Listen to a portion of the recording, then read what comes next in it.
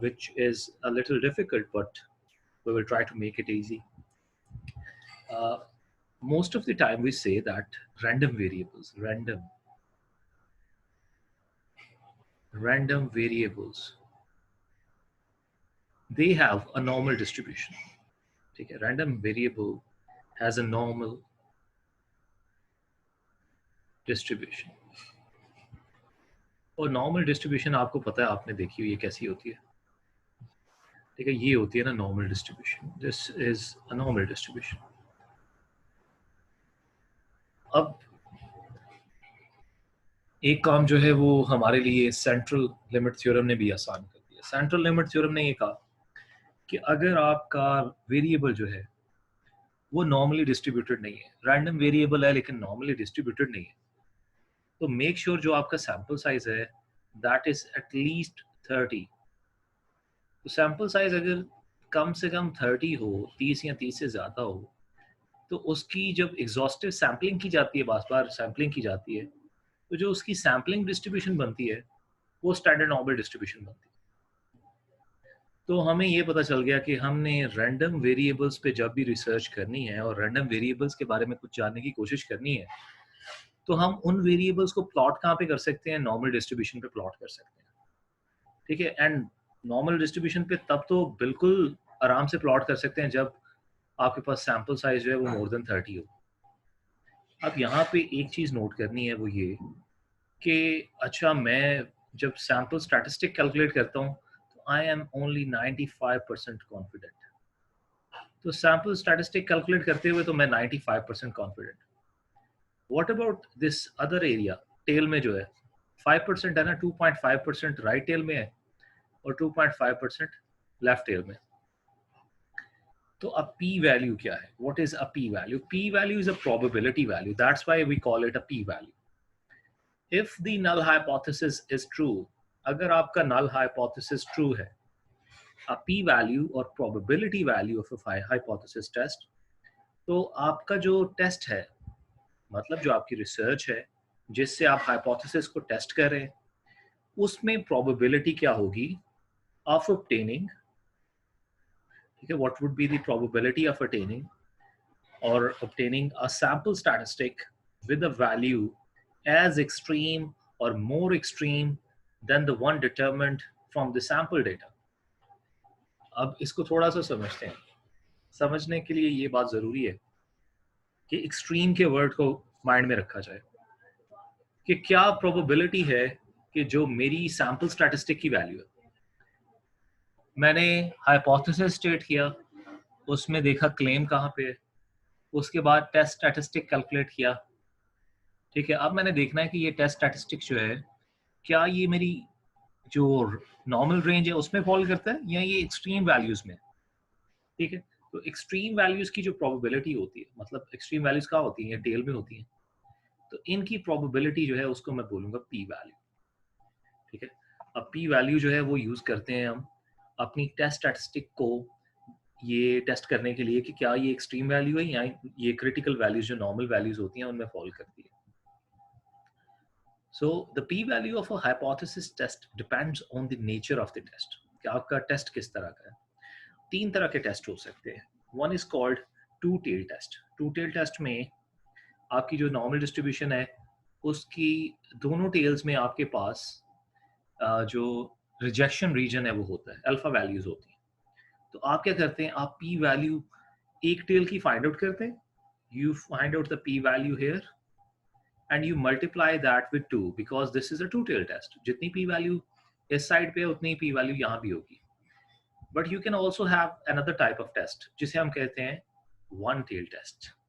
और one-tail test की भी दो टाइप्स होती हैं. एक है right-tail test जिसमें रिजेक्शन एरिया सिर्फ राइट टेल में है. ठीक है, और एक को हम बोलते हैं लेफ्ट टेल टेस्ट जिसमें रिजेक्शन एरिया सिर्फ लेफ्ट टेल में है. अब मैं आपको एग्जांपल देता हूँ.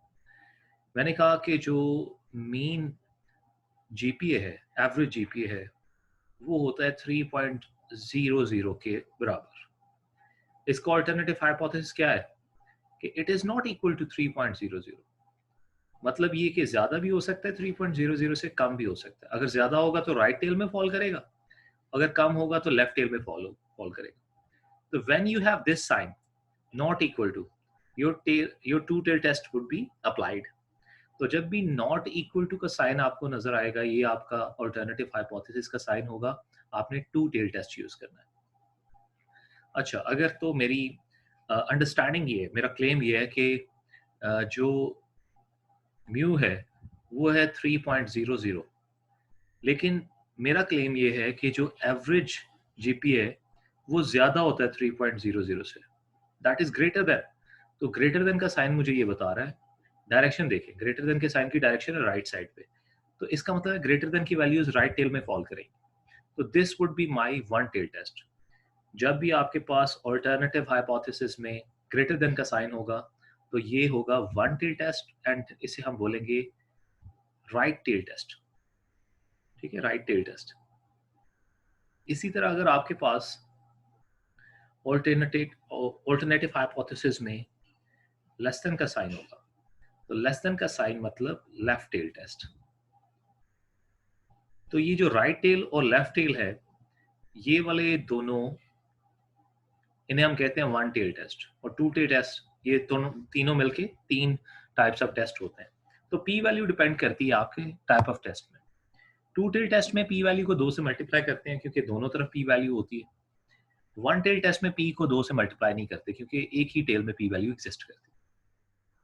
Okay, so left tail test ये आपको बता दिया उसने कि जब आपके पास ऑल्टरनेटिव हाइपोथेसिस में लेस देन का साइन होगा, लेफ्ट टेल टेस्ट यूज करेंगे. राइट टेल टेस्ट जब आपके पास ग्रेटर देन का साइन होगा तो राइट टेल टेस्ट यूज करेंगे. ठीक है, और जब आपके पास नॉट इक्वल टू का साइन होगा तो आप टू टेल टेस्ट यूज करेंगे. तो पी वैल्यू को हमने ट्वाइस देखना है, मतलब हम पी वैल्यू को 2 पे डिवाइड करके डिस्ट्रीब्यूट करेंगे, या फिर जब हम पी वैल्यू मालूम करेंगे उसको 2 से मल्टीप्लाई करेंगे. ठीक है, ऑलराइट. सो कुछ एग्जांपल्स देखते हैं यहाँ पे. Number one example is that a cigarette manufacturer claims that less than 1/8 of the US adult population smokes cigarette. तो एक सिगरेट मैन्युफैक्चरिंग कंपनी है, उनका क्लेम ये है कि 1/8 कितना होता है, 1 divide by 8, that is equal to 0.125, that is 12.5%. तो 12.5% लोग जो है वो सिगरेट पीते हैं. लेकिन क्लेम जरा गौर से देखना, आपने स्टेटमेंट को ध्यान से पढ़ना है. लिखा हुआ है लेस देन. तो लेस देन का मतलब ये है कि आपका क्लेम जो है वो ये वाला ऑल्टरनेटिव हाइपोथेसिस होगा, क्योंकि लेस देन का साइन आपका कहाँ पे है, ऑल्टरनेटिव हाइपोथेसिस में. तो जब हम यहाँ पे लेस देन को देखते हैं तो हम एच नॉट, स्टेप 1 में तो ये दोनों लिखते हैं ना, एच नॉट और H1, तो ये दोनों लिखेंगे. तो पहले देखेंगे ये लेस देन है, तो लेस देन का साइन कहाँ पे आएगा, ऑल्टरनेटिव हाइपोथेसिस में. ऑल्टरनेटिव हाइपोथेसिस में 3 साइन आते हैं, not equal to, less than, greater than. तो लेस देन का साइन कभी ऑल्टरनेटिव हाइपोथेसिस में आएगा, तो मैं यहाँ पे लिखूंगा proportion is less than 0.125 and that is claim. इसके साथ मैं क्लेम लिखूंगा. तो इसका कॉम्प्लीमेंट कहाँ पे आएगा, नल हाइपोथेसिस में. कॉम्प्लीमेंट क्या है, अगर ये लेस देन है तो it should be equal to more than, क्योंकि नल हाइपोथेसिस में 3 साइन आते हैं, equal to, greater than, equal to, less than equal to. ठीक है, इक्वल टू के साइन जो है वो नल हाइपोथेसिस में आते हैं. तो यहाँ पे आप देखें कि जब उसने कहा कि लेस देन, तो हमने ये इस तरह से दोनों हाइपोथेसिस लिख लिए. अब दूसरी एग्जांपल में वो कहता है a local telephone company claims that the average length of, अब वो कह रहे the average length of phone call is 8 minutes. उसने लेस देन मोर देन नहीं बताया, तो ये इक्वल टू का साइन जो है वो आएगा और ये हमारा क्लेम होगा. ठीक है, क्लेम लिखने में अब आपको प्रॉब्लम नहीं आनी चाहिए. कोई भी स्टेटमेंट पढ़ें उससे आप आराम से स्टैटिस्टिकल क्लेम लिख लें. ठीक है जी, इसमें तो कोई प्रॉब्लम नहीं आएगी ना. Okay, good. सो इसमें कोई प्रॉब्लम नहीं आनी चाहिए. आगे चलते हैं. Okay, making a decision. तो जब आपने ये चीज अभी आप अपने पास नोट कर लें, इसको आपने ध्यान से गौर से जो है ना वो देखना है. ये बहुत ज़रूरी चीज़ है, लेकिन अभी इसकी समझ जो है ना तब आएगी जब आप एग्जाम्पल सॉल्व कर रहे होंगे, उसके सोल्यूशन में आपको समझ आएगी. आपकी पी वैल्यू जो है उसको हम कंपेयर करते हैं अल्फा वैल्यू के साथ.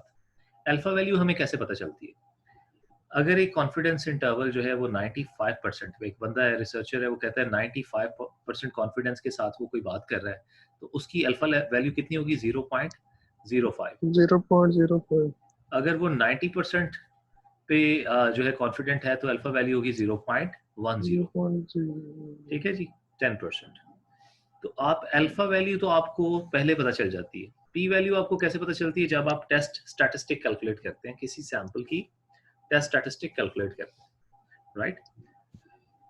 तो आपने पी वैल्यू को और अल्फा वैल्यू को कंपेयर करना है।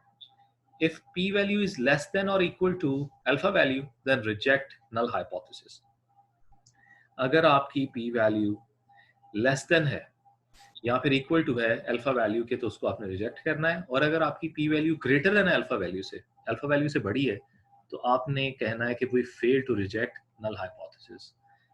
यहाँ पे 2 मिनट का पॉज लेते हैं। आपने ये लिख लेना है, इसको लिख लें एक बार, ठीक है? ये आपको पता होना चाहिए, उसके बाद बात करते हैं। Give me 2 minutes. इस एग्जाम्पल को देखें जरा। You perform a hypothesis test for the following claim. How should you interpret your decision if you reject H naught? If you fail to reject H naught, अगर आप reject करें या fail to reject करें null hypothesis को, तो आप किस तरह से लिखेंगे? आपका क्लेम क्या है? That 1/8 of the US adults smoke cigarettes. ठीक है, तो जब आप रिजेक्ट करेंगे तो क्या स्टेटमेंट लिखेंगे, और जब आप फेल टू रिजेक्ट करेंगे तो फिर आप क्या स्टेटमेंट लिखेंगे? आप जितने भी क्वेश्चंस करेंगे उनमें ये स्टेटमेंट जरूरी होगी, तो इस स्टेटमेंट को आपने जरूर लिखना है। For example, when you reject the null hypothesis, तो you say there is sufficient evidence, sufficient evidence to indicate that the manufacturer's claim is false. Okay, तो क्लेम क्योंकि एच नॉट था, तो हम कहेंगे कि काफी एविडेंस हमारे पास अवेलेबल है, statistical evidence is available that the manufacturer's claim is false. और जब आप रिजेक्ट नहीं करेंगे तो आप लिखेंगे there is not sufficient evidence to indicate the manufacturer's claim is false. तो ये स्टेटमेंट आप लिखेंगे। सो ये सारे स्टेप्स हमने पढ़ लिए हाइपोथेसिस टेस्टिंग के। नंबर 1, आपने हाइपोथेसिस को स्टेट करना है और उसमें बताना है क्लेम कौन सा, आइडेंटिफाई द क्लेम। नंबर 2, आपने ये सिग्निफिकेंस लेवल जो है उसको आइडेंटिफाई करना है, वो क्या है, 95% है, 90% है। उसके बाद आपने स्टैंडर्डाइज्ड सैम्पलिंग डिस्ट्रीब्यूशन जो है उसको ग्राफ करना है। उसके बाद आपने सैंपल स्टैटिस्टिक्स जो है वो कैलकुलेट करनी है और उसको ड्रॉ करना है अपनी स्टैंडर्ड नॉर्मल डिस्ट्रीब्यूशन के ऊपर, ताकि आप एक्सट्रीम वैल्यूज को हाईलाइट कर सकें। 2 टेल है तो दोनों टेल्स को हाईलाइट करें। 1 टेल सर टेस्ट है। Yes please. Sir previous page दोबारा आप एक बार दिखा। Sure, there is some question here.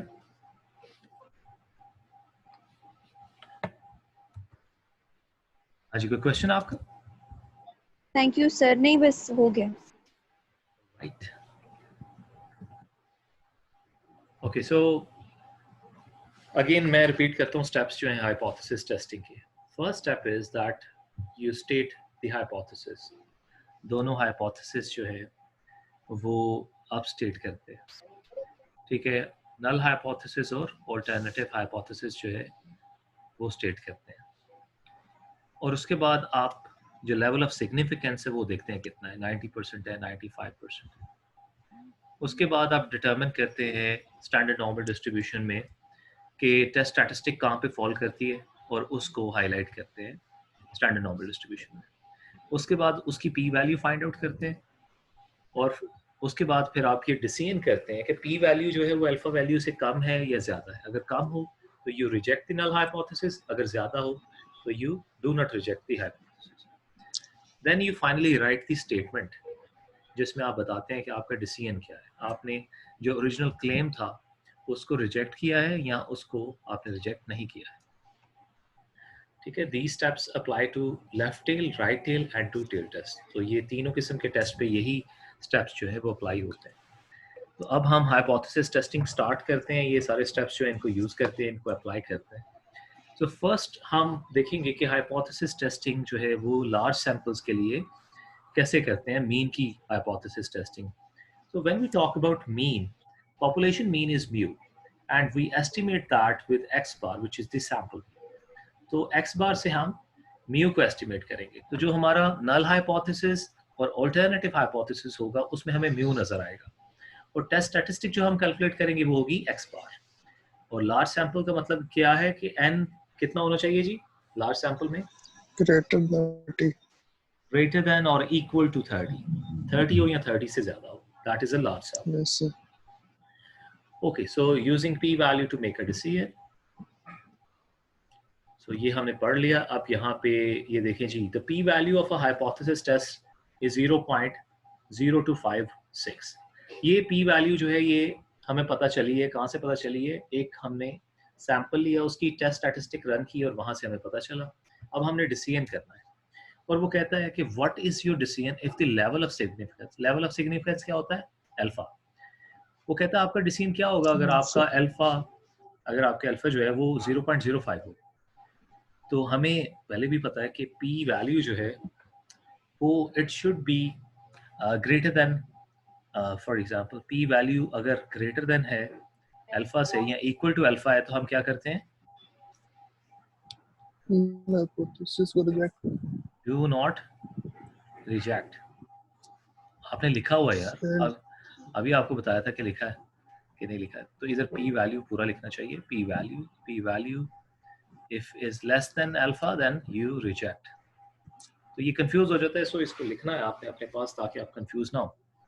तो वो बता रहा है कि because 0.256 is less than 0.05 you should reject the null hypothesis. तो जब पी वैल्यू अल्फा वैल्यू से कम होती है तो आप रिजेक्ट करते हैं, और अगर वो ज्यादा हो तो फिर आप डू नॉट रिजेक्ट करते हैं। अब यहाँ पे एक चीज बड़ी क्रिटिकल है। वो क्या चीज क्रिटिकल है? आप देखें कि अगर आपका सिग्निफिकेंस लेवल जो है वो 95% है, अगर आप 95% कॉन्फिडेंट हैं तो वही पी वैल्यू जो है वो आपके नल हाइपोथेसिस को रिजेक्ट कर देगी। अगर आप 99% कॉन्फिडेंट है तो वही पी वैल्यू आपके नल हाइपोथेसिस को रिजेक्ट नहीं करेगी, फेल टू रिजेक्ट। तो अल्फा वैल्यू और पी वैल्यूज का आपस में बहुत रिलेशनशिप है, ठीक है? P value and alpha value are related to each other, you have to understand that. So यहाँ पे आपको बताया गया कि अगर आपका पी वैल्यू जो है वो टेस्ट में वन टेल टेस्ट है तो एक साइड पे पी वैल्यू होगी, अगर टू टेल टेस्ट है तो फिर उसको आप 2 से मल्टीप्लाई करेंगे। Alright, so using P value for a Z test, the Z test for the mean is a statistical test for a population mean. The Z test can be used when the population is normal and sigma is known. So Z test कब use करते हैं? जब sigma हमें पता हो या फिर हमारी स्टैंडर्ड नॉर्मल डिस्ट्रीब्यूशन जो है वो नॉर्मल हो, ठीक है? And for any population where the sample size is at least 30, तो उसके लिए हम ये Z स्टैटिस्टिक्स यूज करते हैं। Z is equal to x bar minus mu divide by sigma divide by under root n। तो ये under root sigma under root n, इसको हम क्या बोलते हैं? Standard error. So your observed value minus your expected value divide by standard error. तो ये formula use करेंगे। ये क्वेश्चन करते हैं, उसके बाद इंशाल्लाह फिर हम आज के लिए काफ़ी होगा, उसके बाद फिर हम कल मैं इंशाल्लाह आपको रिकॉर्डेड फॉर्म में बाकी जो है वो सेंड करूँगा। ऑलराइट, सो क्वेश्चन करते हैं जी। Let's directly go to question because नमाज का टाइम हो रहा है। अब यहाँ पे ये क्वेश्चन है, manufacturer claim that the rechargeable batteries are good for an average,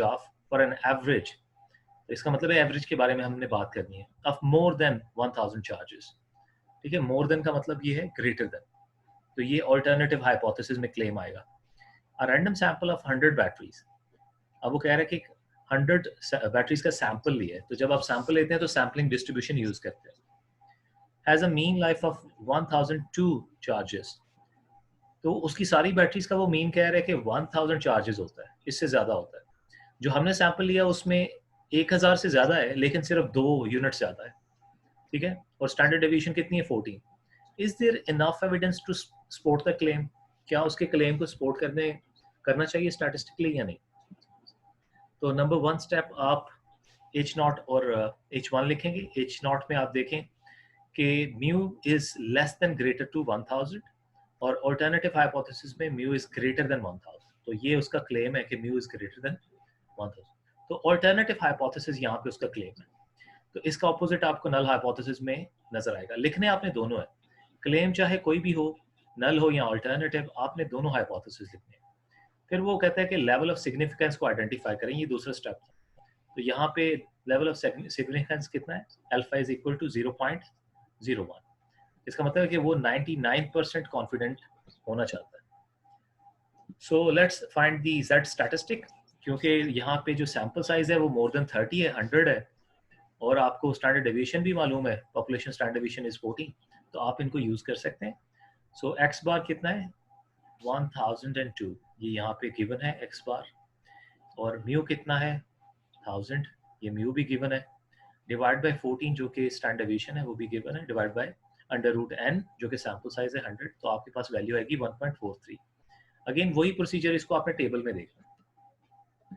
तो टेबल में 1.43 को देखेंगे तो आपको एरिया पता चल जाएगा। कौन सा एरिया पता चल जाएगा, टेबल में जो वैल्यू होती है उसे हम कहते हैं पी वैल्यू।